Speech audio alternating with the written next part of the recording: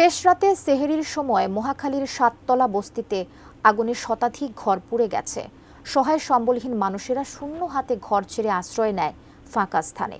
Fire সার্ভিসের 12টি unit ঘটনাস্থলে পৌঁছালেও 8টি ইউনিটের প্রায় 2 ঘন্টার চেষ্টায় ভোর 5টা 20 মিনিটে আগুন নিয়ন্ত্রণে আসে।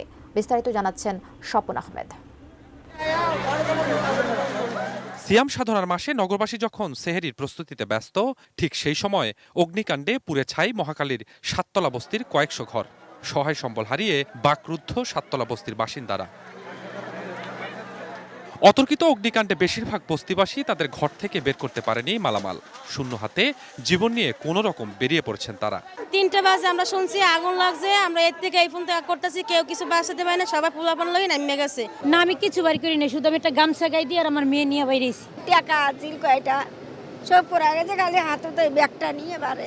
ফায়ার সার্ভিস বলছে আগুনের খবর পেয়ে তেজগাঁ ফায়ার স্টেশন থেকে একটি ইউনিট প্রথমে ঘটনাস্থলে পৌঁছায়। আগুনের পরিধি বাড়তে থাকায় একে একে 8টি ইউনিট যোগ দেয়। এরপর প্রায় 2 ঘন্টা চেষ্টায় আগুন নিয়ন্ত্রণে আনা হয়। ভিশনের ফুলঝুরি মেগা অফারে ফ্রিজ কিনলেই পাচ্ছেন 16 পিসের আকর্ষণীয় গিফট বক্স একদম ফ্রি। এখনো আহত বা নিহতের কোনো মেসেজ পাই নাই। সূত্রপাত সম্পর্কেও আমরা তো নির্ভরযোগ্য কোনো তথ্য নাই। কেউ বলছে চুলা থেকে, কেউ বৈদ্যুতিক গোলযোগের কারণে এই সমস্ত বলতেছে, বাট এই কারণ ক্ষয়ক্ষতি এগুলো আমাদের ওই তদন্ত কমিটি বলতে পারবে। কি পরিমাণ ক্ষয়ক্ষতি হয়েছে তা তাৎক্ষণিক জানা যায়নি। তবে এই ঘটনায় তদন্ত কমিটি গঠনের পর প্রতিবেদন জমা দিলে পূর্ণাঙ্গ ক্ষয়ক্ষতির পরিমাণ জানা যাবে।